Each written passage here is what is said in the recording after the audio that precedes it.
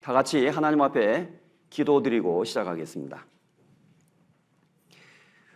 우리를 언제나 변함없이 사랑하시는 살아계신 거룩하신 하나님 아버지, 우리의 영혼을 죄와 사망으로부터 구원하여 주시고 하나님의 자녀 삼아 주셔서 영원한 하나님의 나라에 들어가기에 부족함 없는 자들로 우리를 만들어 주신 것을 믿고 감사드립니다.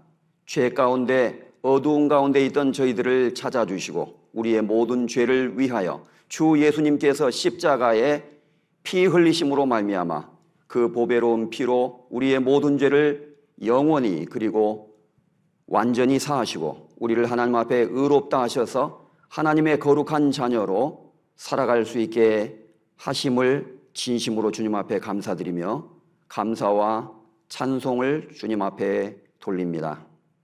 오늘 이 시간 주님의 피로 구속함을 받은 사랑하는 성도들 함께 모여 주님의 말씀을 배우며 우리에게 베풀어 주신 하나님의 사랑과 큰 은혜를 다시 한번 기억하고 또 주님을 찬양하기 위해 저희들 이렇게 모여 있습니다.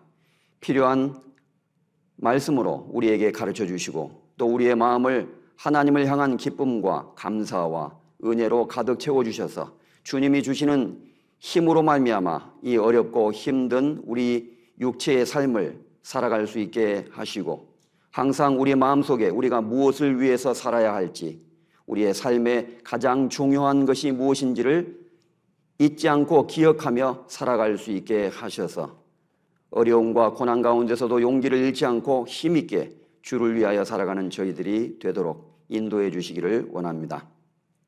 이 시간 공주수양관에서 말씀이 증거되고 있습니다. 말씀을 전하는 모든 분들에게 함께 하시고 또 상담하는 모든 전도인들에게 지혜를 주시며 말씀을 듣는 모든 영혼들을 사로잡아 하나님의 말씀 앞에 굴복시켜 주시기를 간절히 원합니다.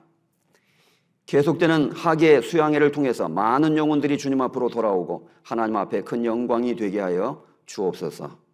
오늘 또 저희들 함께 주님의 말씀 앞에 모였습니다. 마음의 어려움과 고통 가운데 있는 사람들 말씀으로 힘주시고 나아갈 방향을 제시해 주시고 그 길을 따라 순종할 수 있는 마음도 주시기를 원합니다.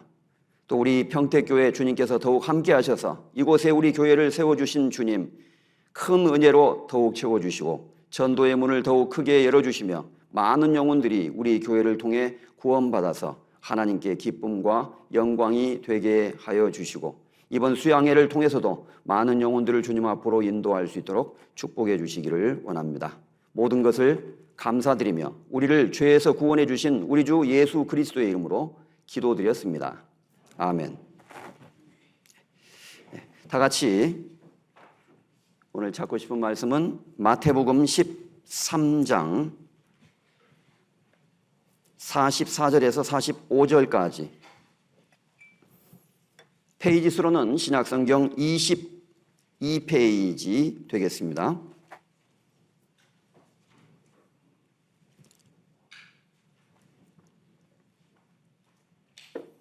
마태복음 13장 44절에서 46절까지 찾으셨으면 제가 소리를 내어서 먼저 낭독해 드리겠습니다. 천국은 마치 밭에 감추인 보화와 같으니 사람이 이를 발견한 후 숨겨두고 기뻐하여 돌아가서 자기의 소유를 다 팔아 그 밭을 샀느니라. 또 천국은 마치 좋은 진주를 구하는 장사와 같으니 극히 값진 진주 하나를 만나매 가서 자기의 소유를 다 팔아 그 진주를 샀느니라. 오늘은 이 본문의 말씀을 중심으로 우리 구원받은 그리스도인들이 추구해야 될 우리의 삶의 가치에 대해서 이미 잘 알고 있는 내용이지만 다시 한번 마음속에 기억하고 또 다짐하는 시간을 가지고 싶습니다. 모든 사람은 이 세상에서 자신이 나름대로 가장 중요하다고 생각하는 것에 관심과 또 에너지를 쏟고 정열을 쏟으면서 살아가고 있습니다. 신앙을 가진 사람이든지 가지지 않은 사람이든지 사람들은 나름대로의 가치관을 가지고 있고 나에게는 이것이 가장 중요하다. 나의 인생에 있어서는 이것이 나에게 가장 소중하다라고 생각하면서 그것을 위해서 매진하고 또 그것을 늘 생각하고 추구하면서 살아가고 있습니다. 사실 가장 중요한 것을 위해서 살아가지 않는 사람은 거의 없다고 할 수 있을 것입니다. 그러나 문제는 그 가치 추구의 방향이 올바른 것이냐 그렇지 않은 것이냐가 더 중요한 문제라고 할 수 있습니다. 세상에 많은 사람들, 하나님을 알지 못하는 사람들은 헛된 일에 분요하며 재물을 쌓으나 누가 취할는지 알지 못하나이다. 주여 내가 무엇을 바라리요? 나의 소망은 주께 있나이다. 라고 시편의 다윗은 말했는데요. 하나님을 알지 못하는 사람들은 자신이 추구해야 될 가치의 방향을 알지 못하기 때문에 헛된 곳에서, 엉뚱한 곳에서 그 가치를 추구하고 또 의미를 발견하려고 하고 있습니다. 그래서 모든 사람들은 그림자같이 다니면서 헛된 일에, 별 의미 없는 쓸모없는 일에 분요하며, 분요하다는 말은 시끄럽고 바쁘다는 의미를 문자 그대로 가지고 있는데 별것 아닌 것을 위해서 너무나 바쁘고 시끄럽고 정신없이 살아가면서 재물을 쌓으나 재물을 결과적으로는 쌓고 있지만 그러나 자신이 쌓은 재물도 누가 취할는지 알지 못하나이다. 열심히 벌어놓은 돈 이제 한번 써보고 싶었는데 암에 걸려서 사형 선고를 받고 기다리고 있는 사람도 있고 보이스피싱 한번 잘못당해서 한꺼번에 날려버리는 사람도 있고 엉뚱한 일로 인해서 모든 것을 탕진하는 사람들도 있습니다. 누가 취할는지 알지 못하나이다. 주여 내가 무엇을 바라리요? 나의 소망은 주께 있나이다. 이렇게 다윗은 말하면서 자신의 가치는 오직 주님에게 있으며 그 주님을 위해서 자신은 살고 싶다는 그러한 신앙을 소박하게 시편을 통해서 고백하고 있다고 할 수 있습니다. 우리는 구원을 받을 때 자신의 인생의 의미와 가치를 발견하게 되고 하나님을 알게 됨으로 말미암아 우리의 인생의 의미를 깨닫게 되고 내가 무엇을 위해서 살아야 될지 어떠한 것을 추구하면서 살아야 될지를 비로소 알게 된다고 할 수 있습니다. 이런 말이 있죠. 사람에게 있어서 가장 중요한 두 날이 있다. 첫째는 자신이 태어난 날이고 둘째는 자신이 왜 태어난지를 깨달은 날이다. 이런 말이 있습니다. 우리 모두 생일이 없는 사람은 없습니다. 자신이 태어난 날이 굉장히 중요하죠. 또 두 번째 중요한 날은 자신이 이 세상에 태어난 것도 중요하지만 왜 태어났는지를 깨닫게 된 날. 그 날이 또 중요하다. 정말 맞는 말일 것입니다. 우리는 구원을 받을 때 그리고 이 성경 안에서 하나님의 뜻을 발견하게 되므로 비로소 내가 왜 태어났는지 알게 되죠.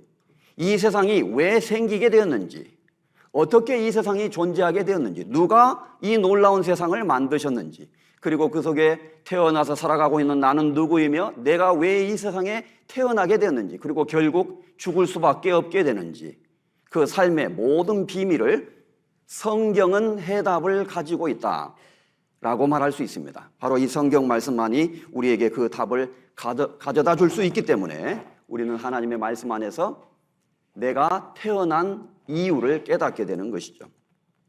그 이유를 발견하게 됨으로써 우리에게는 새로운 가치관이 형성되게 되고 비로소 내가 무엇을 위해서 살아야 될지 그리고 무엇을 추구하면서 살아야 될지를 알게 된다고 할 수 있습니다.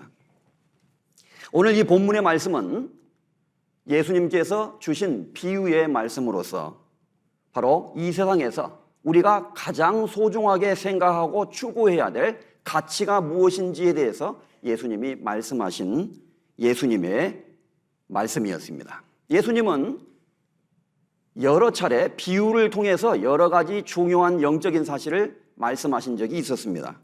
모든 것을 다 비유로만 말씀하신 것은 아니었지만 자주 비유를 사용하셔서 말씀을 하셨죠. 그 비유를 사용하신 이유는 일상생활 속에서 있는 일들을 예를 들어서 말씀하심으로써 누구든지 이해할 수 있도록, 그래서 어린아이도 이해할 수 있고 노인도 이해할 수 있고 많이 공부한 사람이나 많이 공부하지 못한 사람이나 누구든지 쉽게 그 말씀을 이해할 수 있도록 하시기 위해서 우리 일상생활에서 벌어지는 일을 예를 들어서 설명을 하시고 자신이 하시고자 하시는 말씀을 예수님께서 인간들에게 전달하셨던 그 중요한 방법이 비유였습니다. 여기에도 천국은 마치 이와 같다. 사람이 구원받아서 하나님의 자녀가 되면 천국에 가게 되는데, 여기서 말하는 천국은 사람이 구원을 받아서 천국에 가게 되는 그 과정 가운데에는, 우리가 천국에 들어가게 되는 그 과정 속에는 이러한 일이 있다고 할 수 있다. 이렇게 예수님께서 말씀을 하시고 있는 것입니다. 첫 번째 44절과 45절, 46절은 얼른 읽어봐도 비슷한 내용으로 되어 있습니다. 첫 번째는 한 사람이 밭에 감추인 보화를 발견하였고, 그래서 그 감추인 보화를 얻기 위해서 그는 모든 소유를 다 팔아서 그 밭을 샀다. 그 밭을 산 이유는 밭에 감추어져 있는 보화를 최종적으로 얻기 위해서, 그 보화의 가치가 얼마나 소중한 것인지를 그 사람은 알았기 때문에 그는 자신의 소유를 다 팔아서 그 밭을 산 것이다. 이렇게 말씀을 하셨습니다. 그 다음에 나오는 비유에서도 유사한 내용이 이어지고 있는데, 또 천국은 마치 좋은 진주를 구하는 장사와 같다고 할 수 있다.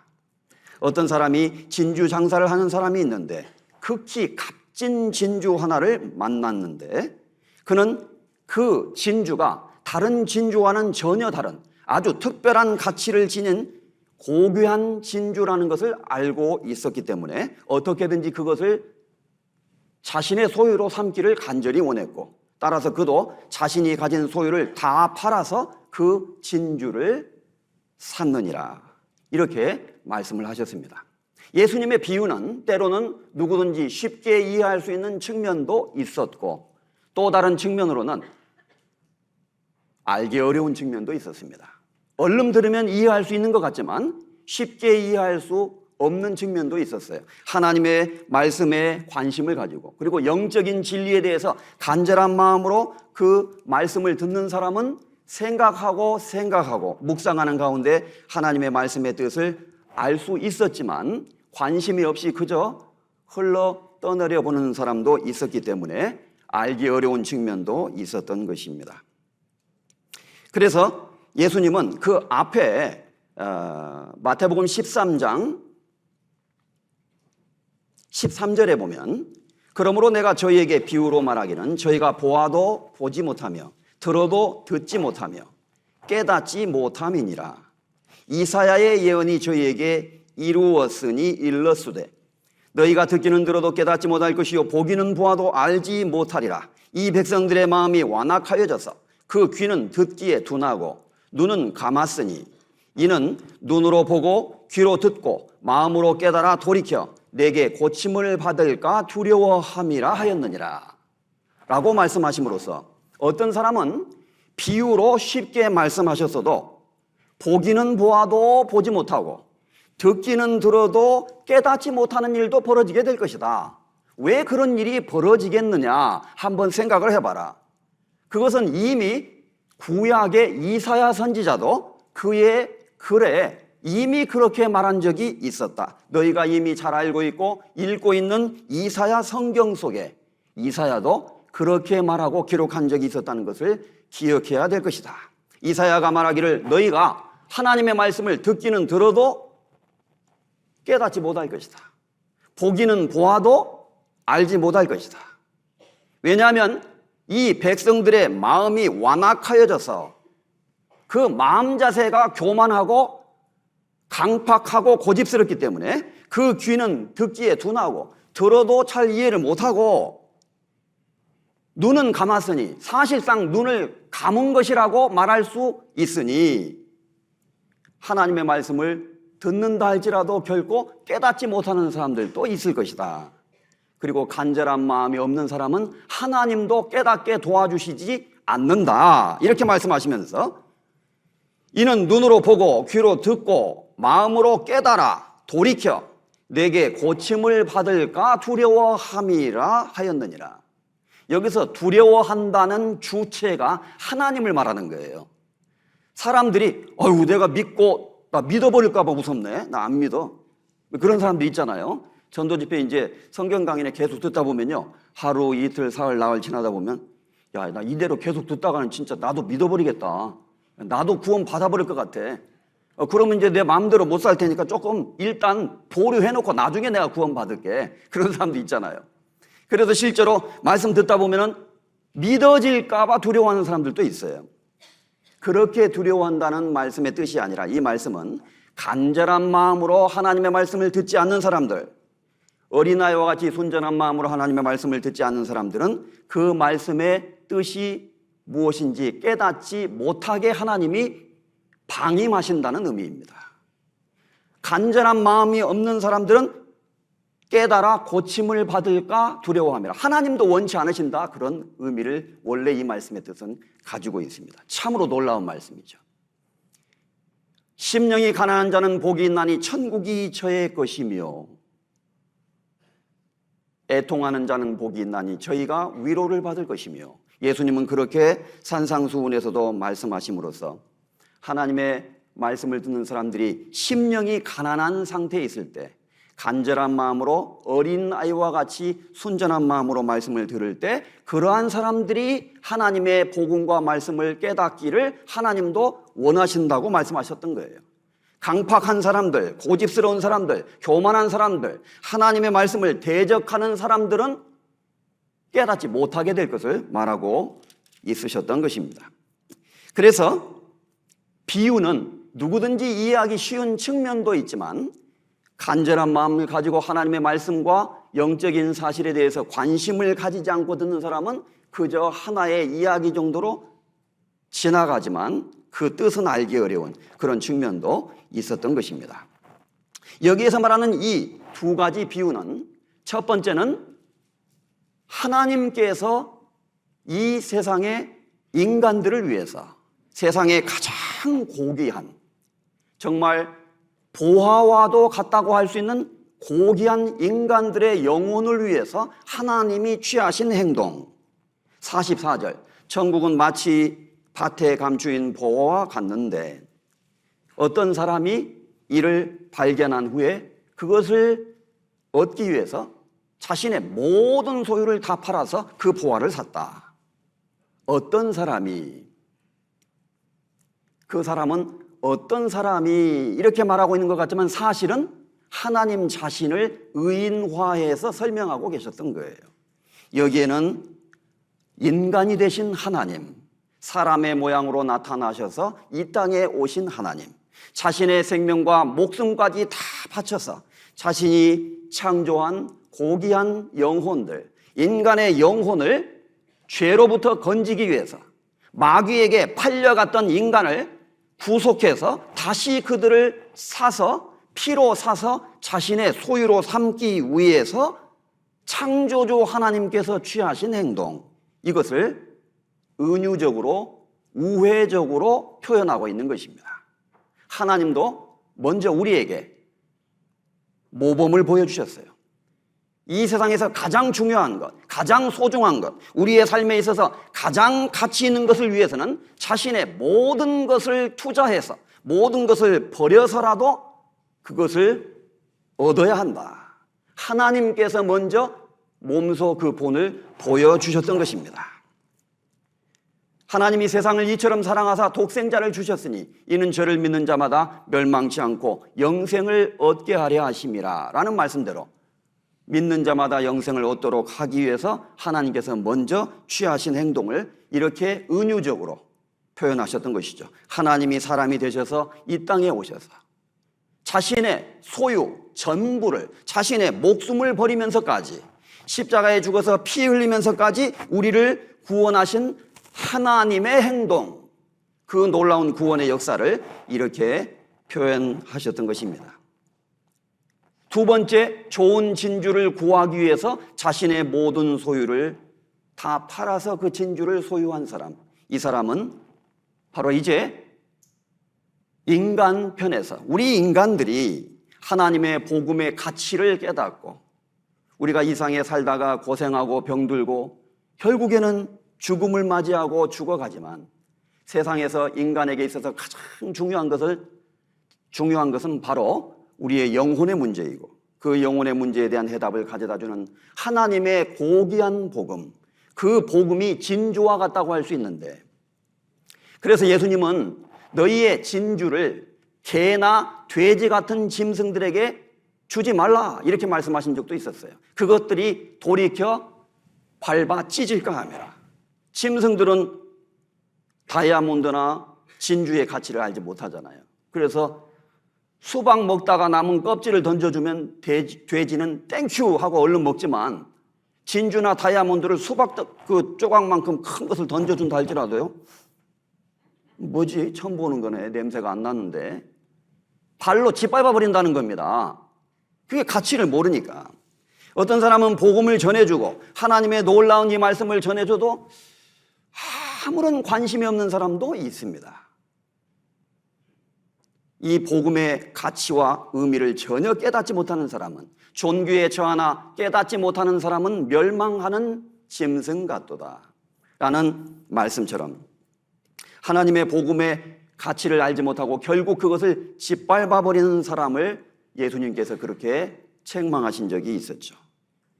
그러나 여기에 나와 있는 이 사람은 그 진주를 찾고 있다가 너희가 나를 찾고 찾으면 나를 만나리라 라는 말씀처럼, 진주를 찾고 좋은 진주를 구하고 있다가 마침내 극히 값진 진주 하나를 만나매 가서 자기의 소유를 다 팔아서 그 진주를 샀느니라 이렇게 말씀하심으로써, 바로 하나님의 복음이 우리에게는 진주와도 같고, 그 진주를 발견하는 사람들은 누구인가?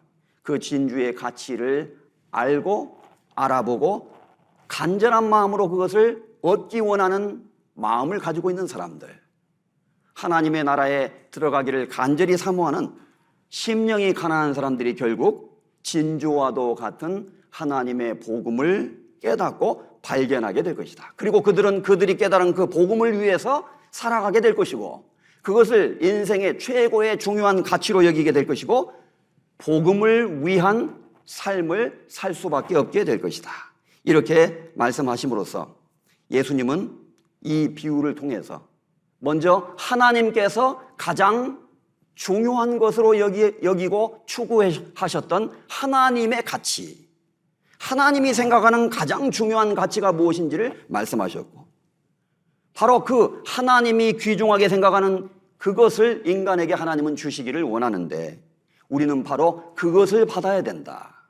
하나님이 주시는 그 놀라운 선물과 하나님의 구원의 진리를, 우리는 그 가치를 알아보고 그것을 깨닫고 진주와도 같은 그 하나님의 선물을 소중하게 여겨서 그것을 발견하고 또 그것을 감사하고 그것을 위해서 살아가는 것이 신앙생활이라는 것을 여기서 말씀을 하셨던 것입니다.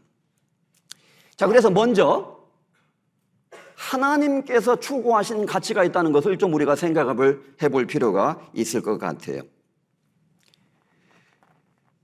하나님의 가치, 하나님께서 이 세상에서 가장 중요하게 생각하는 것은 무엇일까요? 바로 인간입니다.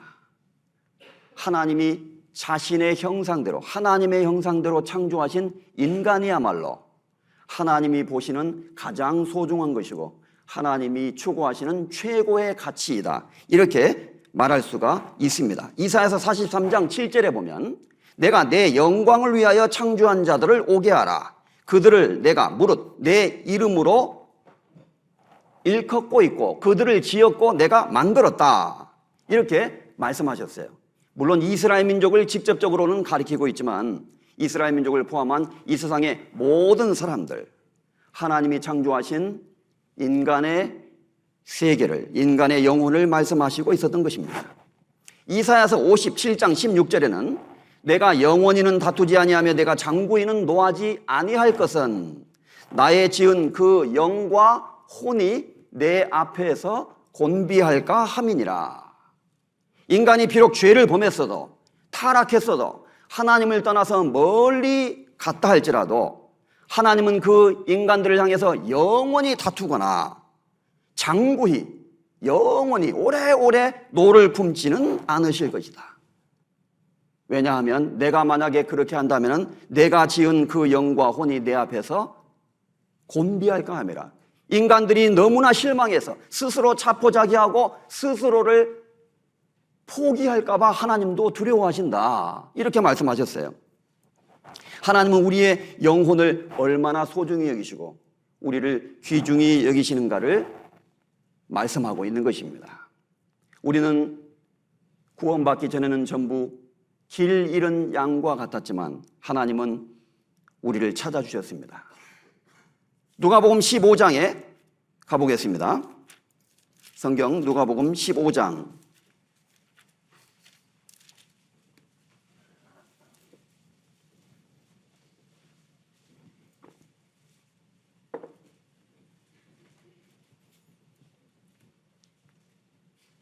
3절입니다.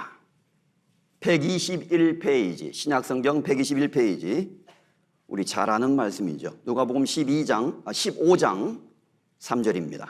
예수께서 저희에게 이 비유로 이르시되 너희 중에 어느 사람이 양 100마리가 있는데 그 중에 하나를 잃으면 99마리를 들에 두고 그 잃은 것을 찾도록 찾아다니지 아니하느냐? 또 찾은즉 즐거워 어깨에 메고 집에 와서 그 벗과 이웃을 불러 모으고 말하되 나와 함께 즐기자 나의 잃은 양을 찾았노라 하리라. 7절 같이 읽겠습니다. 내가 너희에게 이르노니 이와 같이 죄인 하나가 회개하면 하늘에서는 회개할 것 없는 의인 99을 인하여 기뻐하는 것보다 더하리라. 여기에도 유명한 비유가 나오고 있습니다. 누가복음 15장에는 첫 번째 여기 3절에서 7절까지는 잃어버린 양의 비유, 그리고 8절에서 10절까지는 잃어버린 드라크마, 잃어버린 동전의 비유, 그리고 11절부터 그 다음에 나오는 구절에는 잃어버린 아들의 비유, 이렇게 세 가지 비유가 나오고 있습니다. 잃은 양의 비유, 잃은 동전의 비유, 잃은 아들에 관한 비유입니다. 얼른 보면 세 가지 다른 비유처럼 보이지만 사실은 하나의 비유를 구성하고 있는 세 부분이라고 말할 수도 있을 것입니다. 이 비유의 공통점은 주인이 자신이 아끼는 것을 잃어버렸다가 나중에 다시 찾게 되었는데 그것을 찾을 때 얼마나 즐거워하고 얼마나 기뻐했는지 모른다. 이와 같이 죄인 하나가 회개하고 뉘우치고 그리고 복음을 깨닫고 구원받고 하나님 앞으로 돌아오면 하나님은 하늘에서 회개할 것 없는 의인 99을 인해서 기뻐하시는 것보다 더 기뻐하신다. 하나님의 관심은 여기 잃어버린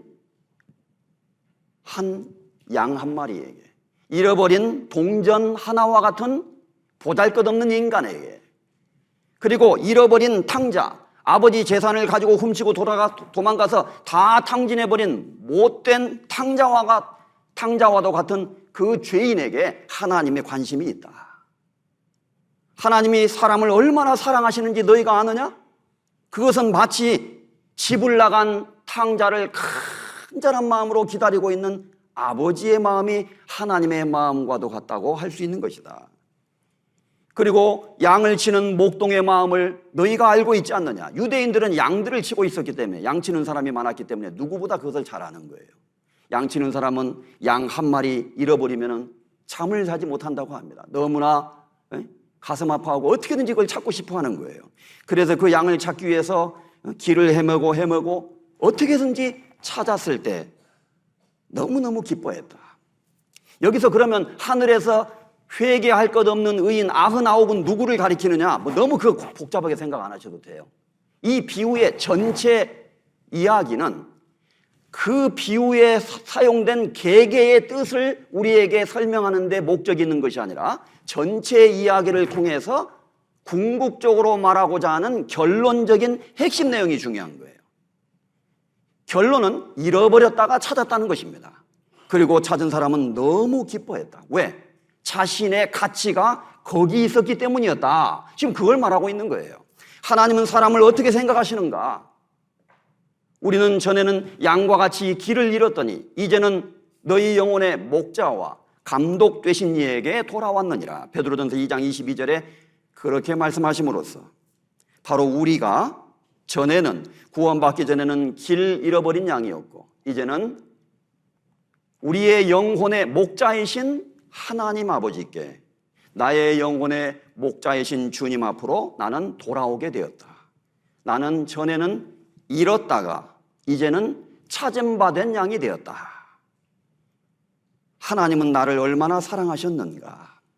죄인 하나가 회개하면 하늘에서 회개할 것 없는 의인 99을 인하여 기뻐하는 것보다 하나님이 더 기뻐하시리라. 하나님은 우리를 얼마나 사랑하시는가. 그 하나님의 사랑을 여기서 간절한 마음으로 표현하고 있는 거예요. 하나님은 우리를 아끼신다는 걸 말씀하고 있죠. 어느 집에 장애를 가지고 있고 지능도 떨어지고 건강도 좋지 않고 공부도 잘못하는 어린아이가 하나 있다고 가정해 봅시다. 학교에 운동장에 운동회가 열렸습니다. 그 아이가 아이들 사이에서 같이 운동회를 하고 있습니다. 엄마 아빠의 눈은 누구에게 가 있을까요? 엄마 아빠의 눈은 자기 자식에게 가 있는 거예요. 비록 다른 사람이 볼 때는 좀 부족하고 모자란 것이 있을지 모르지만 부모님의 관심은 그 자녀에게 있는 겁니다. 왜냐하면 사랑하기 때문에. 사랑하는 데는 이유가 없는 거예요. 자신이 낳은 피부치이기 때문에, 자신의 형상을 닮은 존재이기 때문에 부모님은 그 자녀에게 눈길이 가 있는 겁니다. 마찬가지로 하나님은 우주와 만물을 창조하셨어요. 모든 것을 창조하셨고 천지 만물을 창조하시고 맨 마지막에 인간을 창조하셨죠. 사람을 창조하셨습니다. 그런데 창세기에는 하나님이 자기 형상, 곧 하나님의 형상대로 사람을 창조하시되 남자와 여자로 창조하시고 이렇게 말씀을 하셨어요. 놀라운 말씀이 있죠. 우리가 잘 알고 있는 말씀 중에 하나입니다. 하나님이 맨 마지막에 사람을 창조하셨는데 하나님의 형상을 좇아서 사람을 창조하셨다고 말씀하셨어요. 그런데 분명한 것은 인간을 창조하시기 전에 천사 세계가 먼저 있었습니다. 그것은 확실합니다. 그리고 그 천사 중에 타락한 천사가 마귀인데, 그래서 인간을 창조하자마자 에덴 동산에서 마귀가 딱 나타나서 아담과 하와를 유혹하고 시험하잖아요. 천사가 먼저 창조됐기 때문에 그런 일이 있었던 것입니다. 어쨌든 그런데 하나님이 창조하신 이 천사가 성경에 보면 얼마나 많은지 셀 수 없을 만큼 많다고 되어 있어요. 저 하늘에 별만큼 많은 천군 천사들이 있습니다. 셀 수 없는 천사들이 있죠. 그런데 하나님은 어떤 천사에게도 그 천사들을 하나님의 형상대로 창조하셨다고 말씀하신 적이 성경에는 없습니다. 찾아보세요. 있는가? 없습니다. 천사들은 부리는 영으로서 구원 얻을 후사들을 위하여 섬기라고 보내심이 아니뇨? 이렇게 말씀하심으로써 천사들은 하나님이 부리는 일꾼과 같은 존재로서 훗날 구원을 받을 하나님의 자녀들을 위해서 섬기라고, 하나님의 자녀들을 섬기라고 하나님이 천사들을 만드셨다고 성경은 말합니다. 백악관에 가면 대통령이 있고 비서실장부터 시작해서 수많은 관료들이 있습니다. 그런데 백악관에는 단 한 사람 특별한 존재가 있어요. 대통령의 영부인이죠.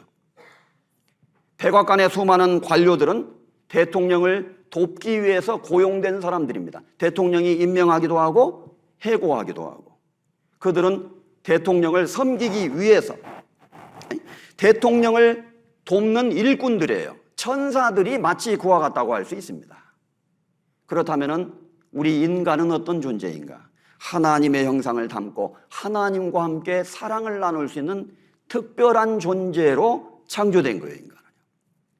인간은 아주 특별한 가치를 지닌 존재였다고 성경은 말하고 있는 것입니다.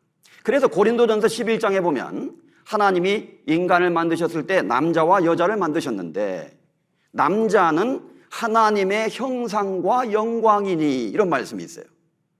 남자는 하나님의 형상과 영광이에요.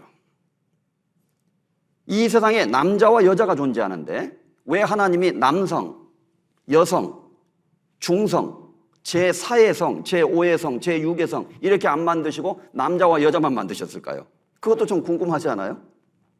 다 이유가 있습니다. 성경을 읽어보면. 그 뜻은 쉽게 말하면 남성과 여성이 있는데 남성은 하나님을 설명하는 존재로 창조된 거예요. 하나님의 형상과 영광입니다. 그 남성의 사랑의 대상이고 사랑의 짝인 여성은 하나님의 형상대로 지음을 받은 천사들이 아닌 인간, 바로 우리를 상징하는 존재라는 거예요. 그래서 남자와 여자의 그 신비스러운 사랑의 관계는 하나님과 하나님의 형상대로 지음을 받은 하나님과 인간의 관계를 설명하는 것이었다고 성경이 말하고 있습니다. 이것은 참으로 놀라운 비밀이죠. 그래서 이사야서 54장에는 너희를 지으신 이는 내 남편이시라 이런 말씀도 있고, 내가 네게 장가들어 영원히 살고 싶다 하나님이 이런 말씀을 하신 적도 있었어요. 호세아서 2장에서는 하나님은 사람에게 영원히 장가들어서 영원히 살고 싶다. 하나님이 인간에게 장가를 드신다 이렇게 은유적으로 표현을 했다는 겁니다. 그래서 바울은 복음을 전하면서 내가 너희를 정결한 처녀로 한 남편인 그리스도께 드리려고 중매함이라 이렇게 말을 한 적도 있었어요. 바울 중매쟁이에요. 그래서 우리가 성경 강연을 하고 이렇게 수양회를 해서 복음을 전하는 것은 어떤 면에서는 지금 중매하고 있는 거예요. 여러분, 이 세상에서 가장 멋있고 가장 뛰어나고 훌륭한 신랑 한 사람을 여러분에게 소개하겠습니다. 이 세상에 있는 모든 죄인들에게 우리의 진정한 남편이시오 신랑이신 예수 그리스도라는 신랑을 소개하는 거예요. 그러니까 특별히 남편이 부족한 사람은 빨리 구원받아야 돼요. 진짜 남편, 진정한 남편, 완전한 남편. 이 세상에 있는 남편들은 완전한 우리의 영혼의 남편이신, 인간의 남편이신 하나님을 설명하는 존재이기는 하지만 그래서 부족한 면도 있었다는 것입니다. 인간은. 그래서 우리 남편들 중에는 부족하잖아요. 우리는 남편들 아시죠? 완전한 남편이 없어요. 이 세상에는 다 부족합니다. 그러나 하나님은 우리의 완전한 남편이시라고 할 수 있는 것이죠. 그래서 하나님은 죄인들에게 내가 너에게 장가들어 영원히 살고 싶다 이렇게 말씀도 하셨고, 청년이 그 처녀를 기뻐함 같이 하나님이 너희를 기뻐하시고 사랑하신다 이런 말씀도 있고, 성경 전체는 바로 하나님과 인간의 관계를 설명하고 있었던 것입니다. 자, 그런데 그래서 아마 인간을 창조할 때 천사들이 물었을지도 몰라요. 하나님, 왜 마지막 날 또 인간이라는 존재를 만들고 계시나요? 왜 흙을 빚어가지고 거기다가 숨을 불어넣어서 사람을 만드셨던데요? 인간을 왜 만드셨습니까? 이렇게 천사들이 물었을지도 모릅니다. 하나님 뭐가 부족하세요? 이렇게 많은 수많은 별과 같은 천사들이 있는데 왜 하나님 오늘 천사를 또 만드시나요? 하나님이 아마 대답하셨을 것입니다. 맞다. 나는 오늘 아주 특별한 존재를 만들고 있지. 훗날 내가 그들을 사랑해서 내 목숨을 다 버려서 내가 가진 소유를 다 버려서라도 사랑하고 싶은 특별한 존재, 나와 사랑을 나눌 수 있는 아주 특별한 존재 인간을 창조하고 있단다. 그리고 그들이 나의 사랑을 훗날 깨달을 때 하나님의 사랑을 깨달은 그들이 마음을 다하고 힘을 다하고 뜻을 다하고 목숨을 다해서 나를 사랑할 수 있는 특별한 존재, 사람을 창조하고 있단다. 이렇게 하나님이 아마 말씀하셨을지도 몰라요. 분명 사람은 특별한 존재였다는 것이죠. 그래서 창세기 1장 31절입니다. 27절을 먼저 보고 창세기 1장 27절을 읽겠습니다. 하나님이 자기 형상 곧 하나님의 형상대로 사람을 창조하시되 남자와 여자를 창조하시고, 이렇게 말씀하셨죠. 맨 마지막 날 여섯째 날 사람을 창조하셨습니다. 그 다음에 31절에 보면 같이 읽겠습니다. 하나님이 그 지으신 모든 것을 보시니 보시기에 심히 좋았더라. 저녁이 되며 아침이 되니 이는 여섯째 날이니라. 창세기를 자세히 읽어보시면, 처음 성경을 읽으시는 분도 읽어보시면 하나님이 하루하루 이 세상을 창조하시는 대략적인 기록이 쭉 나옵니다. 첫째 날, 둘째 날, 셋째 날 하면서 엿새 동안 이 세상을 창조하셨고 지구의 각종 모든 생물들과 식물들을 창조하셨는데, 하루하루 창조하실 때마다 하나님이 하나님 보시기에 좋았더라, 하나님 보시기에 좋았더라, 그 말씀이 계속 반복되고 있어요. 그런데 맨 마지막 날 인간을 창조한 다음에는 이제 모든 것은 인간을 위해서 다 준비된 거예요. 그래서 인간을 이제 마지막으로 창조한 겁니다. 그리고 하나님이 그 지으신 모든 것을 보시니 보시기에 심히 좋았더라. 이제 맨 마지막에는 심히 좋았더라 이 말씀이 있어요. 하나님의 가장 큰 관심이 사람에게 있다는 것을 보여주고 있는 것입니다. 그래서 식물은 동물을 위해서 창조되었고, 동식물은 인간을 위해서 창조되었고, 인간은 하나님을 위해서 창조된 거예요. 그래서 골로새서 1장에 보면 이 세상에 존재하는 모든 만물은 그에게로부터, 하나님께로부터 말미암았고 그를 위하여 창조되었다, 이렇게 기록하고 있어요. 하나님을 위해서 인간은 창조된 존재라는 것입니다. 그러니까 인간이 특별한 거예요. 하나님은 하나님 자신을 위해서, 나를 위하여, 내 영광을 위하여 창조한 자를 오게 하라, 이렇게 하나님이 부르고 계신다는 것입니다. 여호와여 사람이 무엇이간데 주께서 저를 알아주시며 인자가 무엇이간데 주께서 저를 권고하시나이까. 하나님, 도대체 사람이 누구이길래 하나님은 그렇게 사람에게 관심을 갖고 계십니까? 왜 그렇게 사람에게 관심을 쏟고 계십니까? 시편 144편에 다윗은 그렇게 말했던 것입니다. 하나님, 도대체 인간은 누구인가요? 인간에게는 하나님의 형상이 부여된 특별한 면이 분명히 있었던 거예요. 비록 지금 인간이 타락해서 죄를 범하고 그 하나님의 형상이 조금 퇴색돼 버려서 빛이 바랬습니다. 지금 죄 때문에. 그래서 결국 인간은 육체의 죽음을 맞이하게 되고 점진적으로 우리는 죽어가고 있죠. 그리고 구원받기 이전에 우리의 영혼은 너희의 허물과 죄로 죽었던 너희를 살리셨도다. 죄인은 하나님 앞에 영혼이 죽어있는 상태입니다. 영혼은 죄로 인해서 이미 죽었고 우리의 육체는 그 결과로 점점 죽음을 향해서 나아가고 있고, 그래서 인간은 사실은 산다라기보다는 죽는다고 말할 수가 있는 거예요. 점점 죽어가고 있는 거예요, 인간은요. 그리고 결국 그 이후에 구원받지 못한 사람은 둘째 사망, 영원한 사망을 기다리고 있는 겁니다. 하나님의 형상대로 지음을 받은 고귀한 영혼을 가진 인간의 꼬락서니가 보잘것없게 된 거예요. 하나님의 그 영광을 차지하도록 창조된 우리 인간이 하나님의 영광을 위해서 창조한 자들이 영광을 잃어버리게 된 거예요.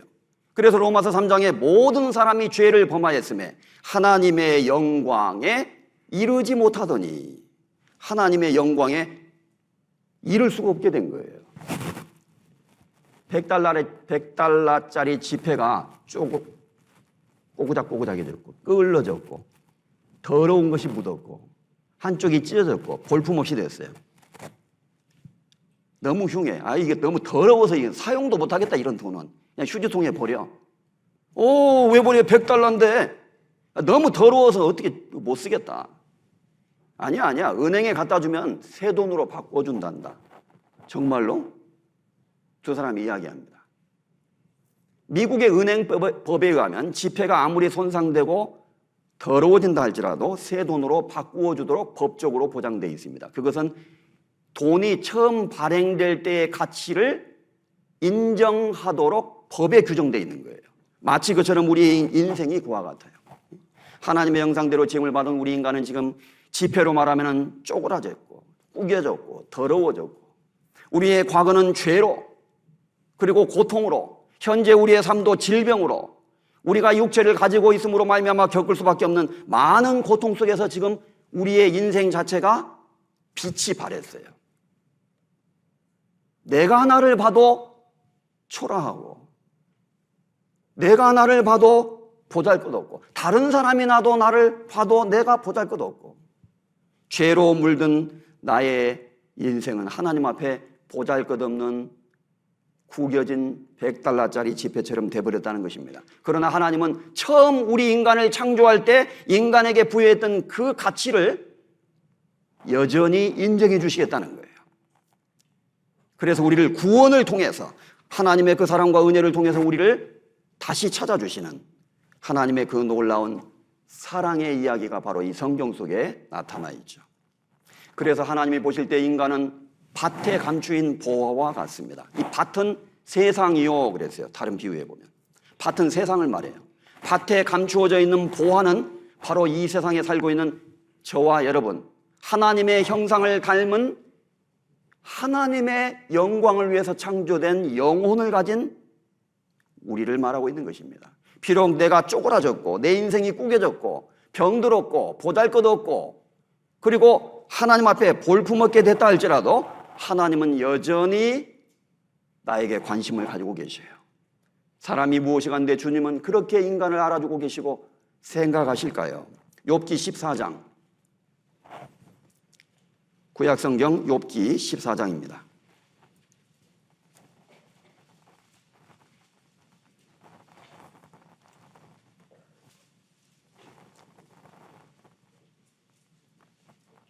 (14절) 15절입니다.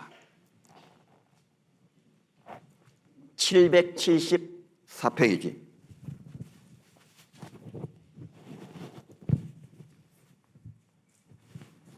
욥기 14장 774페이지 14절 15절 제가 읽겠습니다. 사람이 죽으면 어찌 다시 살리까? 나는 나의 싸우는 모든 날 동안을 참고 노이기를 기다렸겠나이다. 주께서는 나를 부르셨겠고 나는 대답하였겠나이다. 주께서는 주의 손으로 지으신 것을 아껴 보셨겠나이다. 주께서는 주의 손으로 지으신 것을 아껴 보셨겠나이다. 여기서 아주 중요한 말씀이 있어요. 우리가 어떤 아끼는 물건이 있죠. 내가 아끼는 존재가 있어요. 물건도 있을 수 있고 또 요즘에는 아끼는 애완동물도 있을 수 있고 사람하고는 비교할 수 없는 것들도 있죠. 물론 그 중에서 가장 아끼는 것은 우리의 자녀들일 겁니다. 누구든지. 부모가 그 자녀를 사랑하고 아끼듯이 하나님은 우리를 아끼십니다. 주께서는 주의 손으로 지으신 것을 아껴 보셨겠나이다. 이 내용은 뭘 말하고 있냐면 지금 욥이 까닭없는 고난과 고통 속에서 너무나 힘들어하고 있어요. 그래서 욥은 그 고통 속에서 자신의 인생을 한탄하면서 하나님 나의 인생이 왜 이렇게 힘이 드나요? 그래서 7절에 말하기를 이렇게 7절에는 말합니다. 나무는 소망이 있나니 찢길지라도 다시 움이 나서 연한 가지가 끊이지 아니하며 그 뿌리가 땅에서 늙고 줄기가 흙에서 죽을지라도 물 기운에 움이 돋고 가지가 발하여 새로 심은 것과 같거니와 사람은 죽으면 소멸되나니 그 기운이 끊어진즉 그가 어디 있느냐? 하나님, 나무는 찢길지라도 다시 움이 돋아날 소망이 있습니다. 그 뿌리가 땅에서 늙고 줄기가 흙에서 거의 죽은 것 같을지라도 물 기운에 다시 물을 주면은 움이 돋고 가지가 발해서 다시 새로 살아납니다. 그런데 나는 왜 이렇게 됐나요? 나무도 다시 살아날 소망이 있는데 내 인생은 거의 소망이 없습니다. 하나님, 나는 지금 거의 죽을 지경이 됐습니다. 내가 나무만도 못합니까? 하나님이 에덴 동산에 창조한 그 나무들보다도 제가 못한 존재인가요? 왜 날 이렇게 하나님 내버려 두세요? 이렇게 지금 욥이 하나님 앞에 호소를 하고 있는 거예요. 14절, 사람이 죽으면 어찌 다시 살리이까? 나는 나의 싸우는 모든 날 동안을 참고 노이기를 기다렸겠나이다. 하나님, 사람은 죽으면 어떻게 되는 겁니까? 나는 나의 싸우는 모든 날 동안을 참고 노이기를 기다렸겠나이다. 지금 욥은 자신의 고난과 막 싸우고 있는 거예요. 너무너무 힘들게 고통스러운 전투를 벌이고 있는 중이었습니다. 시적으로 표현한다면 그렇게 말할 수가 있다는 것이죠. 이 고통에서 내가 언제 놓이게 될까? 하나님의 이 고통에서 나를 언제 벗어나게 해줄까라고 싸우는 모든 날 동안 참고 그 고통에서 놓이기를 기다렸겠나이다. 15절, 주께서는 나를 부르셨고 나는 대답하였겠나이다. 주께서 주의 손으로 지으신 것을 아껴보셨겠나이다. 이렇게 말하고 있는 거예요. 이건 시입니다, 시. 주께서는 나를 부르셨겠고, 욥아, 힘들지? 나는 네가 까닭없이 고통을 당하고 있는 것을 알고 있단다. 걱정 말아라. 내가 너의 인내를 보았느니라. 네가 그 어려움과 고통 속에서도 나에 대한 믿음과 신앙을 지켰다는 것을 내가 잘 알고 있다. 주께서는 나를 부르셨겠고, 욥아, 하나님이 이렇게 부르실 것이고, 나는 그 하나님의 음성을 듣고 나는 대답하였겠나이다. 예, 하나님, 제가 여기 있습니다. 이렇게 대답을 했을 것이라는 것입니다. 주께서는 주의 손으로 지으신 것을 아껴보셨겠나이다. 여기서 중요한 말씀. 하나님은 하나님의 손으로 욥을 지으셨기 때문에 욥을 아끼셨다고 말했어요. 다른 번역에 보면 주께서 나를 부르실 것이요 나는 대답하실 것이며 주께서는 주의 손으로 만드신 나를 그리워하실 것입니다. 고통받고 있는 욥을 보면서 하나님도 마음 아파하시고 욥을 그리워할 것입니다. 그때에 주님께서 나를 불러주시면 내가 대답하겠습니다. 주님께서도 손수손으로 지으신 나를 보시고 기뻐하실 것입니다. 이렇게 번역이 되어 있습니다. 하나님께서는 하나님이 지으신 그 피조물인 욥이 고통을 당하며 고난 가운데 있는 것을 방치해 두지 않으시고 부르실 것이라는 것을 약속하고 있는 거예요. 하나님은 우리를 아껴보셨겠나이다. 이 아껴보신다는 말이 똑같은 단어가 원래 히브리어 성경 사전에 찾아보면 시편 84편에 나와 있습니다.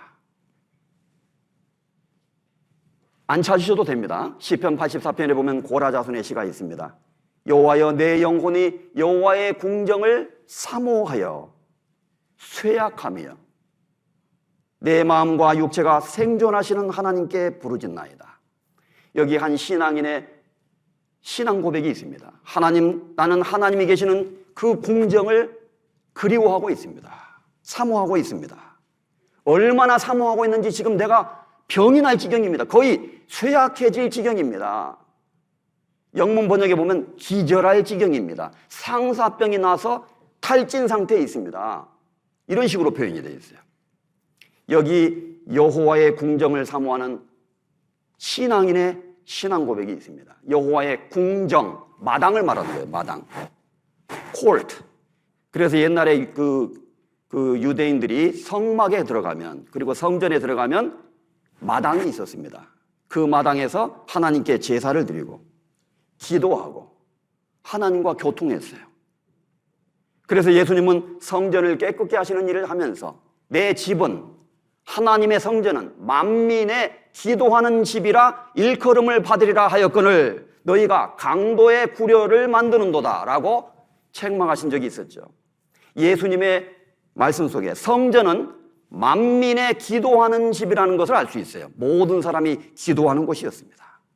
오늘날의 교회를 상징하고 있잖아요. 우리가 잘 아는 대로 구약의 성막과 성전은 신약 시대의 성전, 교회를 말하고 있는 겁니다. 하나님의 교회, 성전을 말하고 있는 거예요. 그래서 이것은 바로 우리, 하나님의 사랑을 깨달은 우리가 하나님의 교회를 사랑하고 복음을 사랑하고 하나님을 갈망하는 모습을 표현하고 있는 거예요. 만군의 여호와여, 주의 장막이 어찌 그리 사랑스러운지요. 내 영혼이 여호와의 궁정을 사모하여 쇠약하며 내 마음과 육체가 생존하시는 하나님께 부르짖나이다. 여기 하나님의 궁정을 사모한다는 말이 있어요. 사모한다. 우리말 어감이 사랑한다는 말과 사모한다는 말은 조금 차이가 있는 것 같습니다. 나는 당신을 사모하고 있습니다. 그러면 조금 더 의미가 깊어 보이잖아요. 잘 표현이 된 것 같아요. 어쨌든 하나님의 궁정을 간절히 사모하여 쇠약하며, 똑같은 단어입니다. 이 단어가. 하나님도 우리를 사모하셔요. 우리를 아껴보십니다. 하나님은 우리 인간을 얼마나 귀중하게 생각하십니까? 그것은 우리 인간의 영혼을 보시고 말씀하신 거예요. 우리 인간 영혼 속에 있는 고귀한 존재, 바로 하나님의 형상을 닮은 영혼이 있기 때문에, 하나님은 우리를 얼마나 사랑하셨는지는 우리를 구원하시기 위해서 하나님이 지불하신 대가를 보면 알 수 있어요.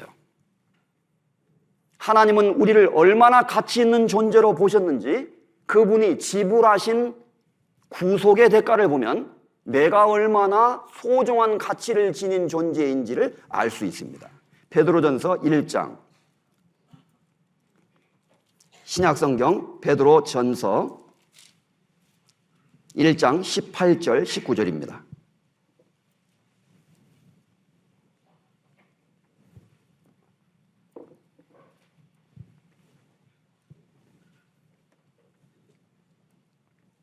(378페이지) 베드로전서 1장 18절 19절입니다. 같이 읽겠습니다. 너희가 알거니와 너희 조상의 유전한 망령된 행실에서 구속된 것은 은이나 금같이 없어질 것으로 한 것이 아니요 오직 흠없고 점없는 어린 양 같은 그리스도의 보배로운 피로 한 것이니라. 우리가 잘 아는 대로 우리는 예수 그리스도의 보배로운 피로 구원을 받았고 구속함을 얻었습니다. 구속이라는 단어는 구원이라는 단어보다 훨씬 더 깊은 의미를 가지고 있습니다. 결과적으로는 같은 의미지만 구속은 값을 치름으로 사람을 구원해낸다, 이런 의미를 갖고 있어요. 옛날에 노예로 팔려가는 사람을 구원하기 위해서 어떤 사람이 더 비싼 돈을 주고 그 노예를 사서 자신의 양자로 삼는 경우가 있습니다. 돈을 치러서 값을 지불하고 노예 처지에 있는 사람을 구원해내는 것, 똑같이 구원받는 거지만 값을 지불하고 구원해냈다는 의미가 들어가 있는 거죠. 이처럼 하나님은 우리를 구원하시기 위해서 한 사람이 밭에 감추인 소중한 보화를 발견했고 그 보화를 얻기 위해서 자기의 모든 소유를 다 팔아서 그 밭을 샀느니라. 이렇게 예수님도 표현을 하셨잖아요. 하나님도 우리를 사셨습니다. 그래서 요한계시록 1장에는 우리 구원받은 그리스도인들을 피로 사셨다고 말씀하셨어요. 피값으로.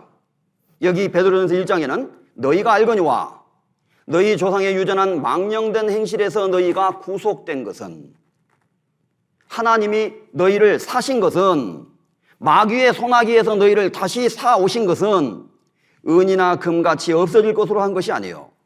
옛날 이 당시에는 은전, 금전, 돈을 말하는 거예요.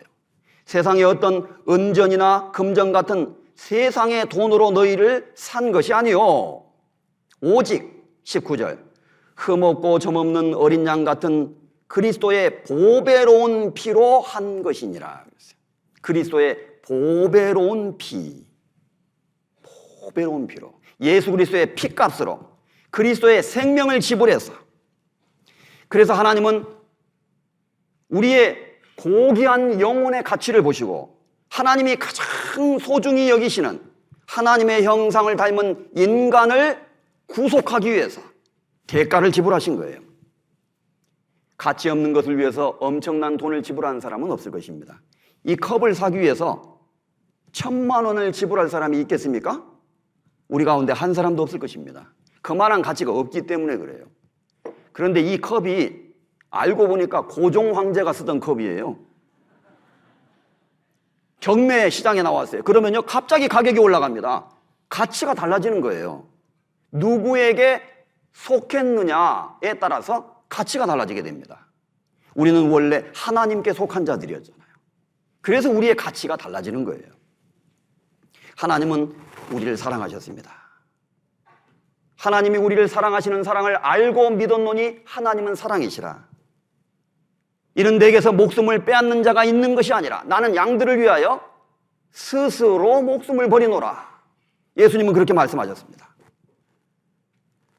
나는 양들을 위해서 스스로 목숨을 버리노라. 누가 나에게서 억지로 목숨을 빼앗아가는 것은 아니다. 내가 스스로 내가 사랑하는 양들을 위해서 나는 목숨을 버리는 것이다.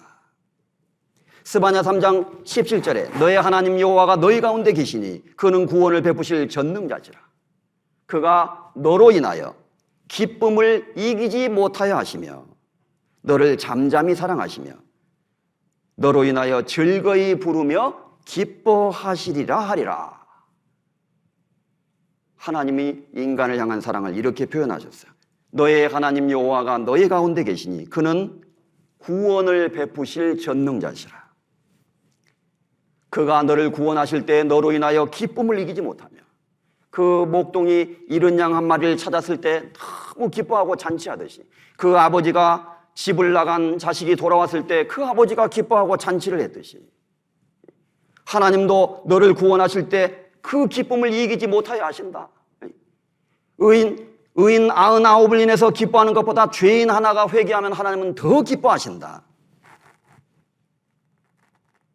너로 인하여 즐거이 부르며 기뻐하시리라.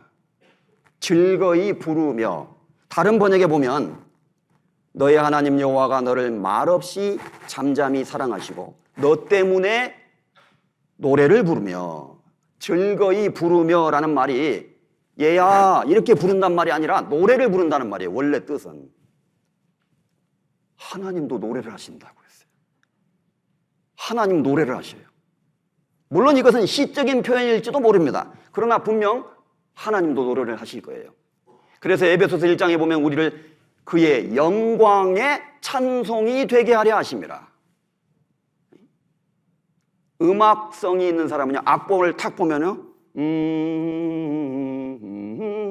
악보만 봐도 음악이 쫙 나오잖아요.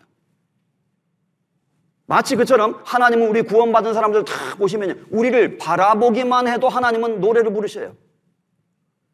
그래서 죄인들이 구원받아서 하나님 앞에 돌아와서 함께 모여 있을 때, 그리고 그 하나님의 은혜를 찬양하고 하나님께 감사할 때 하나님은 노래를 부르십니다. 그리고 즐거워하십니다. 하나님도 우리를 사랑하셔요. 시편 65편 4절에 주께서 택하시고 가까이 오게 하사 주의 뜰에 거하게 하신 사람은 복이 있나이다. 우리가 주의 집에 곧 주의 성전의 아름다움으로 만족하리이다. 우리는 주님이 택하신 자들입니다. 택했다는 말은 만세전에 예정했다 그런 의미가 아니라 많은 사람들 가운데서 구원을 하셨다. 우리를 구원해 주셨다. 그런 의미에서 우리는 이 세상의 많은 사람들 중에서 선택받은 사람들이다. 주께서 택하시고 구원하시고 가까이 오게 하사, 멀리 있었던 우리를 가까이 오게 하셔서 주의 뜰에, 하나님의 성막의 마당에, 성전에, 오늘날에는 교회에 거하게 하신 사람은 복이 있습니다. 우리가 주의 집 곧 하나님의 성전의 아름다움으로 만족하리이다. 하나님은 천사보다 나를 더 소중히 여기셔요. 나를 더 가치 있게 여기셔요. 천사를 위해서는 하나님이 목숨을 버린 적이 없었습니다. 그는 근본 하나님의 본체이시나 하나님과 동등됨을 취할 것으로 여기지 아니하시고 오히려 자기를 비어 종의 형체를 가져 사람들과 같이 되셨고 사람의 모양으로 나타나셨으며 자기를 낮추시고 죽기까지 복종하셨으니 곧 십자가에 죽으심이라. 이러므로 하나님이 그를 지극히 높여 모든 이름 위에 뛰어난 이름을 그리스도에게 주셨다. 성경 빌립보서 2장 4절 이하에 그렇게 그리스도께서 이 땅에 육체를 입고 오신 것을 설명하고 있습니다. 하나님 우리를 얼마나 사랑하셨으면 하나님이 인간이 되셔서 사람의 모양으로 나타나셨어요. 이 세상의 어느 종교에 신이 사람을 사랑해서 사람의 모양으로 나타나서 그 사람을 다시 구원하기 위해서 자신의 목숨까지 버림으로 죽기까지 인간을 사랑하셨다. 이런 이야기는 없어요, 세상에. 성경에만 있는 겁니다. 이야기가 아니잖아요. 실제입니다, 실제. 하나님 우리를 사랑하셔요.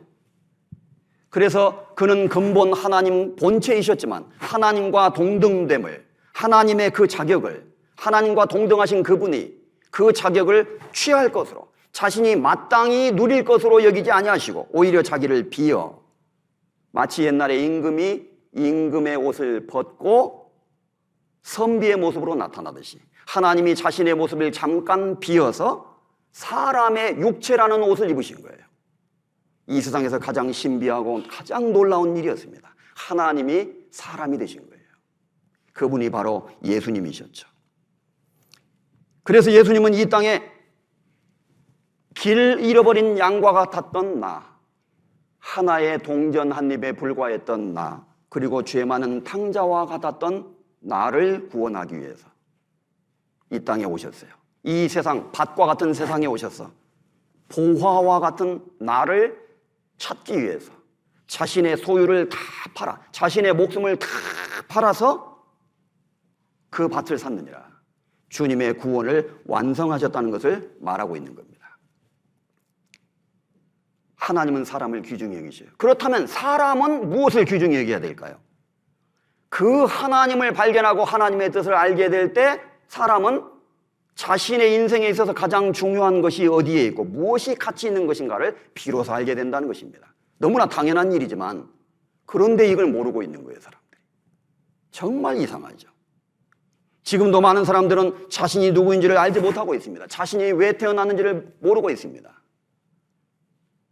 그래서 인생에 의미도 없고 목적도 없고, 그러니까 사람들이 사는 것이 괴롭고 답답하고 죽고 싶고 삶의 의미가 없는 거예요. 이 세상에서 가장 중요한 것은 사람의 영혼입니다. 그 영혼의 문제를 해결할 때 우리는 인생의 해답을 얻게 되는 거예요. 마태복음 16장에 예수님께서 말씀하셨습니다. 사람이 만일 온 천하를 얻고 자기의 목숨을 잃으면 무엇이 유익하겠느냐? 무엇을 주고 자기 목숨과 바꾸겠느냐? 목숨보다도 귀중한 가치는 없다는 것을 말씀하신 거예요. 사실 모든 사람은 그것을 알고 있습니다. 세상에 내 영혼의 가치보다도 더 귀한 것은 없어요. 내 목숨보다도 소중한 건 없지 않습니까? 그래서 우리가 이같이 큰 구원을 등한히 여기면 어찌 피하리요? 왜 구원이 그렇게 크고 중요합니까? 내 영원한 생명, 영원한 운명과 관련되어 있는 것이기 때문에 중요한 거예요. 오늘날 사람들은 가치의 중요성, 무엇이 가치 있는 것인지를 모르는 시대에 살고 있는 것 같습니다. 그래서 아무것도 아닌 것을 위해서 사람을 죽이는 사람도 있고, 돈 몇 푼 때문에 평생 함께했던 의리를 배반하는 사람도 있고, 보험금 몇 푼을 타내기 위해서 사랑하는 사람을 죽이는 살인자들도 있고, 돈 몇 푼 때문에 양심을 버리는 사람들도 있고, 돈 몇 푼 때문에 하나님을 버리는 사람들도 있고, 돈 몇 푼 때문에 결국 자신의 영혼을 버리는 사람이 있는 거예요. 한 그릇 식물을 위하여 장자의 명분을 판 에서와 같이 망령된 자가 있을까 두려워함이라. 히브리서 11장에 그런 말씀이 있잖아요. 그 한 그릇 순간적인 배고픔을 만족시키기 위해서, 식물을 위해서 장자의 명분을 소홀히 여기고 경홀히 여기고 팔아넘긴 에서처럼 망령된 사람이 있을까? 하나님도 두려워하신다 그랬어요. 그런데 그런 망령된 사람이 있어요, 없어요? 있거든요. 사람에게 있어서 자신의 영혼과 생명보다 귀중한 것은 없는 것입니다. 성경에 보면 마귀도 그걸 알고 있어요. 마귀가 그걸 알까요? 마귀도 압니다. 성경 욥기 2장, 다시 오늘 또 욥기 찾아봅니다. 구약 성경 762페이지, 욥기 2장 4절입니다. 762페이지, 페이지 수로는 762페이지입니다. 욥기 2장 4절 제가 읽겠습니다. 사단이 여호와께 대답하여 가로되 가죽으로 가죽을 바꾸오니 사람이 그 모든 소유물로 자기의 생명을 바꾸올지라. 이제 주의 손을 펴서 그의 뼈와 살을 치소서. 그리하시면 정령 대면하여 주를 욕하리이다. 이게 지금 무슨 말인가요? 지금 무슨 일이 벌어지고 있습니까? 우리가 잘 아는 대로 욥기에는 이미 잠깐 아까 이야기한 대로 욥은 정직한 사람이었는데 죄를 져서 고난을 당한 것이 아니라 그의 믿음을 테스트하기 위해서 까닭없는 고난이 시험적으로 주어진 특별한 케이스였습니다. 그래서 하나님이 사단에게 말하죠. 3절에 보면 여호와께서 사단에게 이르시되 네가 내 종 욥을 유의하여 보았느냐? 그와 같이 순전하고 정직하여 하나님을 경외하며 악에서 떠난 자가 세상에 없느니라. 네가 나를 격동하여 까닭없이 그를 치게 하였어도 그가 오히려 자기의 순전을 굳게 지켰느니라. 하나님이 사단과 대화하는 장면이 지금 나오고 있는 거예요. 네가 몰라서 그렇다. 네가 내 종 욥을 자세히 유의해서 살펴보았느냐? 그처럼 순전한 마음으로 하나님께 대한 믿음과 신앙을 지킨 사람은 없을 것이다. 그와 같이 순전하고 정직하여 하나님을 경외하며 악에서 떠난 자는 없을 것이다. 네가 까닭없이 그를 치게 하였어도 그가 오히려 자기의 순전을 굳게 지켰느니라. 까닭없는 고난을 당하는데도 하나님을 원망하지 않고 믿음을 지키고 있는 내 종 욥을 보라. 이런 사람이 많이 있겠느냐? 하나님이 사탄에게 말했어요. 그러자 사단이 대답했습니다. 4절에 사단이 여호와께 대답하여 가로되 가죽으로 가죽을 바꾸오니 사람이 그 모든 소유물로 자기의 생명을 바꾸올지라. 조금 어려운 표현인 것 같아요. 다른 외국어 번역에는 이렇게 번역이 됩니다. 그러자 사탄이 하나님께 대답했습니다. 가죽으로 원래 가죽을 바꾸는 법입니다. 사람이란 제 목숨 하나, 생명을 건지기 위해서는 내놓지 못할 것이 없는 법이죠. 또 다른 번역에는 가죽은 가죽으로 대신할 수 있습니다. 사람은 자신의 생명을 지키는 일이라면 자기가 가진 모든 것을 버릴 것입니다. 무엇이든지 포기할 것입니다. 이렇게 번역이 되어 있습니다. 가죽으로 가죽을 바꾸오니 그 당시에 물물 교환이 이루어지잖아요. 그러니까 금덩어리 하나 오고 가죽을 바꾸는 사람은 없다. 가죽은 동등한 가치를 지닌다고 여겨지는 다른 가죽으로 서로 교환을 하는 법입니다. 그 당시에 그런 말이 있었던 것 같아요. 그러니 사람이 그 모든 소유물로 자기의 생명을 바꾸올지라. 하나님, 욥이 지금 자신의 생명까지 위태한 고난은 겪지 않아서 그렇지 그의 생명을 위태롭게 해보십시오. 그러면 사람인지라 자신의 생명보다 귀중한 것이 없으니까 생명을 지키기 위해서는 뭐든지 할 거려 아마 하나님도 욕해버릴 거예요. 이 사단이 지금 하나님 앞에 설교하고 있네. 건방지게. 하나님의 말씀도 알지 못하고 욥의 진심을 마귀는 다 모르는 거예요. 마귀이기 때문에. 하나님은 전능하신 하나님이기 때문에 욥의 그 진실을 다 알고 계셨던 겁니다. 하나님, 만약에 욥의 생명까지 위태롭게 하면 아마 욥이 자신의 생명을 지키기 위해서 하나님을 배반해 볼 겁니다. 그리고 하나님을 욕할지도 모릅니다. 이렇게 말하자면 사탄이 하나님 앞에서 이야기를 했다는 것입니다. 여기서 우리는 알 수 있는 것이 사탄도 사람들은 원래 자신의 생명을 지키기 위해서는 뭐든지 하는 법입니다 라고 말하는 걸 보면 사탄도 그걸 알고 있는 거예요. 그걸 알고 있는 겁니다. 인간은 원래 모름지기 자신의 목숨을 지키기 위해서는 뭐든지 한다는 거예요. 인간의 영혼보다 중요한 것은 없다는 것을 사탄조차도 알고 있는데 그런데 인간은 때로는 어리석어져서 그렇게 중요한 자신의 생명과 영혼의 가치를 알지 못하고 세상에 헛된 것을 위해서 생명을 집어 던지는 사람들이 있다는 거예요.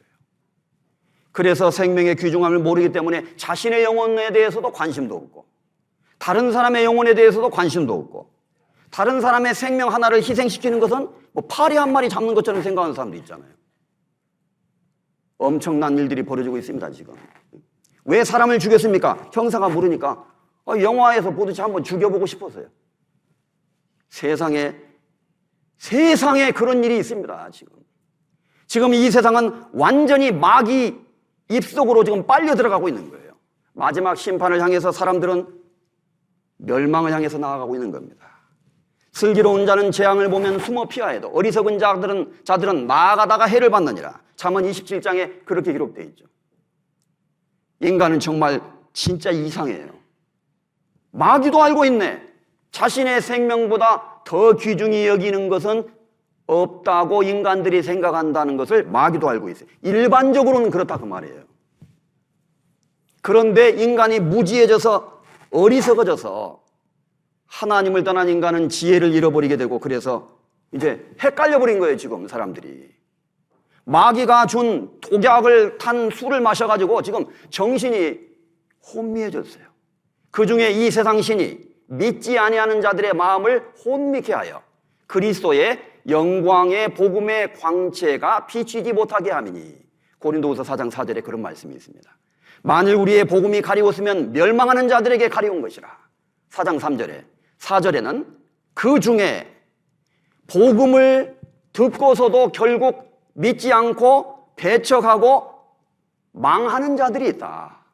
그 중에 망하는 자들 중에 이 세상 신이 마귀가 믿지 아니하는 자들의 마음을 혼미케 하여 구원받지 못한 사람들, 하나님의 복음을 대적하는 사람들의 마음을 혼미케 해서 그리스도의 영광의 복음의 광채가 그들의 마음, 영혼의 창문 위에 비치지 못하게 커튼을 쳐놨다, 지금. 혼미케 했다는 말이 눈을 어둡게 했다, 이렇게 돼 있어요. 원래 뜻은 가리워놨다. 블라인드 친다고 돼 있죠. 영문 번역에 블라인드라는 단어를 사용했어요. 어떤 번역은. 사람의 영혼 속에 마귀가 블라인드를 쳐버렸어요, 지금. 그래서 하나님의 복음은 빛처럼, 햇빛처럼 각 사람에게 비치는 빛이 있었나니. 요한복음 1장에 예수님이 이 세상에 오셔서 복음을 전하신 그 사실을 각 사람에게 빛이 비추었다고 설명했습니다. 어두운 데서 빛이 있으리라 하시던 그 하나님께서 예수 그리스도의 얼굴에 있는 그 영광을 아는 빛을 우리 마음에 비추셨느니라. 하나님의 그 복음을 듣는 것은 마치 빛이 비추듯이, 그리고 창문에 커튼을 쫙 열고 만문 다 열어놓고 내 구주를 영접하라. 마음의 의심을 걷어젖히고 창문을 다 열어놓고 블라인드를 걷어버리고 햇볕이 들어오게 하라. 그래서 그 복음을 받아들이면, 영혼에 하나님의 복음이 비치면, 아하, 내 죄는 벌써 다 사해졌네. 아, 영원히 이미 사하셨구나. 내가 네 허물을 빽빽한 구름에 사라진 같이, 안개에 사라진 같이 도말하였으니 너는 내게로 돌아오라. 내가 너를 구속하였음이니라. 이사야서 44장에 그렇게 기록되어 있잖아요. 아, 이미 하나님은 죄를 다 도말해 놓으시고 돌아오라고 하시는구나. 그 하나님의 말씀을 우리가 듣고 그 말씀의 빛을 받아들일 때, 그 빛이 우리의 영혼 속에 비치울 때 의심이 싹 사라지게 되는 거예요. 우리는 그 복음의 빛을 받아들이고 구원을 받게 되는 거죠. 그런데 그 중에 이 세상 믿지 않는 자들의 마음속에 이 세상 신이, 마귀가 믿지 아니하는 자들의 마음을 혼미케 하여 그리스도의 영광의 복음의 광채가 빛이 비치지 못하게 함이니. 지금 많은 사람들은 사탄에게 지금 속고 있는 겁니다. 그래서 얼마나 사람들이 어리석은지, 어리석은 자들은 재앙을 보면 숨지 않고 나아가다가 해를 결국 당하게 된다. 성경 로마서 2장입니다.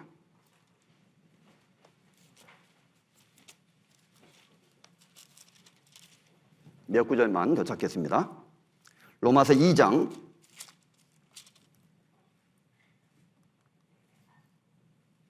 4절, 5절입니다.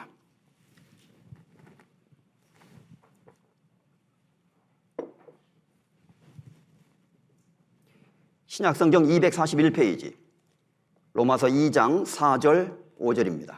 혹 네가 하나님의 인자하심이 너를 인도하여 회개케 하심을 알지 못하여 그의 인자하심과 용납하심과 길이 참으심의 풍성함을 멸시하느뇨. 다만 내 고집과 회개치 아니한 마음을 따라 진노의 날 곧 하나님의 의로우신 판단이 나타나는 그날에 임할 진노를 네게 쌓는도다. 인간의 어리석음을 여기서 말하고 있습니다. 주님은 복음의 빛을 우리에게 비추고자 하는데 하나님의 인자하심이 너를 인도하여 회개케 하심을 알지 못해. 네가 지금 계속 복음을 듣고 있고 또 주변 사람이 너에게 전도하고 하나님의 말씀을 들어보라고 하는 것은 하나님의 인자하심이 너를 지금 인도하고 있는 거다. 그래서 너를 회개케 하시려고 지금 하나님이 너에게 보잘것없는 너 같은 존재에게 우주와 만물을 지으신 하나님이 지금 애걸복걸 사정하고 있는 거예요. 이렇게 말하고 있다는 것입니다. 하나님이 죄인들을 향해서 종일 손을 벌렸노라. 성경 이사야서에 보면 그런 말씀도 있어요. 종일 손을 벌렸노라. 돌아와 집을 나간 자여 어서 와 돌아와. 죄 있는 자들아 이리로 오라. 주 예수 앞에 오라. 하나님은 죄인들을 향해서 종일 손을 벌리고 기다리고 계셔요. 하나님의 인자하심이 너를 인도하여 회개케 하심을 네가 알지 못하여 그의 인자하심과 하나님의 사랑스러우심과 인자하심과 용납하심과 그동안 죄를 짓고 살아왔던 너를 하나님이 당장 징벌을 내리지 않고 용납하셨다. 그리고 길이 참아오셨다. 그 하나님의 길이 참으심의 풍성함을 네가 멸시하느냐? 네가 지금 하나님을 무시하고 있는 거야? 복음을 배척하고 있는 사람은 하나님을 멸시하는 죄를 범하고 있는 겁니다. 죄에 대하여라면 저희가 나를 믿지 아니하며 하나님을 멸시하는 죄를 범하고 있는 거죠. 5절 다만 내 고집과 회개치 아니한 마음을 따라 진노의 날 곧 하나님의 의로우신 판단이 나타나는 그날에 임할 진노를 네게 쌓는도다. 그래서 복음을 배척하는 사람은 진정한 가치를 알지 못하기 때문에 돼지처럼 개처럼 진주를 밟아버리는 거예요. 거룩한 것을 개에게 주지 말라 그랬어요. 예수님이. 너희 진주를 돼지에게 던지지 말라 그랬어요. 복음을 소중하게 여기는 사람들이 결국 복음을 깨닫습니다. 이제 구원을 받은 우리는 진정한 가치를 발견한 사람들입니다. 그래서 사도 바울은 빌립보서 3장에 이렇게 말했죠. 하나님을 사랑하는 자신은 이 세상에서 가장 소중하고 가장 귀중한 가치를 추구하면서 살고 싶다고 말했습니다. 마지막으로 한 구절 읽겠습니다. 빌립보서 3장 7절 8절입니다. 9절까지 321페이지 321페이지 빌립보서 3장 7절에서 9절까지 제가 읽습니다. 그러나 무엇이든지 내게 유익하던 것을 내가 그리스도를 위하여 다 해로 여길 뿐더러 또한 모든 것을 해로 여김은 내 주 그리스도 예수를 아는 지식이 가장 고상함을 인함이라. 내가 그를 위하여 모든 것을 잃어버리고 배설물로 여김은 그리스도를 얻고 9절 같이 읽겠습니다. 그 안에서 발견되려 함이니 내가 가진 의는 율법에서 난 것이 아니요 오직 그리스도를 믿음으로 말미암은 것이니 곧 믿음으로 하나님께로서 난 의라. 바울은 분명한 가치를 알고 있는 사람이었습니다. 그 옛날 모세도 바로의 공주의 아들이라 칭함받기를 거절하고 도리어 하나님의 백성과 함께 고난받기를 애굽의 모든 보화보다도 더 큰 재물로 여겼으니 이는 상주심을 바라봄이라. 자신이 가진 그 왕자로서의 위치와 영광보다도 하나님의 백성과 함께 고난받는 것을 더 가치 있게 여겼다는 것입니다. 그것은 영원한 것과 연관되기 때문에 결국. 그래서 바울도 전에 자신이 유익하고 소중하게 생각했던 것을 다 버리고 배설물로 여기고 해로 여기고 손해로 여기고 모든 것을 버릴 수 있었다. 왜냐하면 그리스도를 얻기 위해서, 그리스도를 더 알기 위해서, 그 고난과 부활의 권능에 더 참여하기 위해서, 그리고 9절에 그 안에서 발견되려 함이니, 그 안에서, 그리스도 안에서 자신이 발견된다는 말은 그리스도 안에서 기억되기를 원했다는 거예요. 우리가 이 세상에서 아무리 훌륭한 사람이 되고 위대한 일을 하고 돈을 많이 벌고 높은 위치에 올라가고 유명한 자들이 되어도 하나님 앞에서 무명한 사람이 있습니다. 세상에서 우리가 무명한 자 같지만 그리스도 안에서 유명한 자가 되기를 원합니다. 우리는 교회 안에서 발견돼야 됩니다. 전부. 그래서 신앙생활 속에 우리가 함께할 때 결국 의미가 있는 거예요. 내가 하는 모든 일은 교회와 연관될 때 그리스도 안에서 발견됩니다. 결국 이런 말 있잖아요. 0을 아무리 써도 제로, 0이에요. 그 앞에 1 하고 0을 하나 그으면 10, 하나 더 그으면 100, 1000, 만, 10만이 되듯이 먼저 그리스도를 앞세우고 그 다음에 내가 하는 일이 비로소 가치를 발휘하게 되는 겁니다. 그리스도와 상관없이, 하나님과 상관없이 내가 하는 모든 것은 무미한 것으로 끝나게 될 것입니다. 그리스도 안에서 발견되려 함이니 저와 여러분 모두 주님 앞에 가는 그날까지 교회 안에서 영원히 내가 여호와의 집에 영원히 거하리로다. 교회 안에 끝까지 계십시오. 하나님의 복음을 사랑하십시오. 하나님의 교회를 갈망하십시오. 그리고 복음과 함께 기뻐하고 우리 형제자매들과 함께 복음을 위해서 협력하십시오. 교회 안에서 발견되시기 바랍니다. 하나님은 우리 모두를 기억하실 겁니다. 같이 기도하시겠습니다. 하나님 아버지 감사합니다. 잃은 양과 같았던 저희들, 아무런 의미 없는 삶을 살았던 저희를 찾아주시고 하나님의 자녀 삼아주셔서 영원한 천국의 소망을 주신 것을 감사합니다. 죄로 인해서 참으로 보잘것없이 되었던 저희들, 하나님께서 우리를 얼마나 사랑하셔서 그 보배로운 피를 다 흘리시고 주님의 피값으로 우리를 사서 구속하여 주셨습니다. 하나님의 놀라운 자녀로 삼아주신 것을 감사하며 여호와께서 내게 주신 모든 은혜를 내가 무엇으로 보답할 수 있을지 늘 생각하고 고민하며 나의 남은 생애를 복음 안에서 살아갈 수 있게 하시고 우리 모두 교회 안에서 발견되고 그리스도 안에서 발견되는 사람으로 하나님 앞에 기억될 수 있도록 인도해 주옵소서.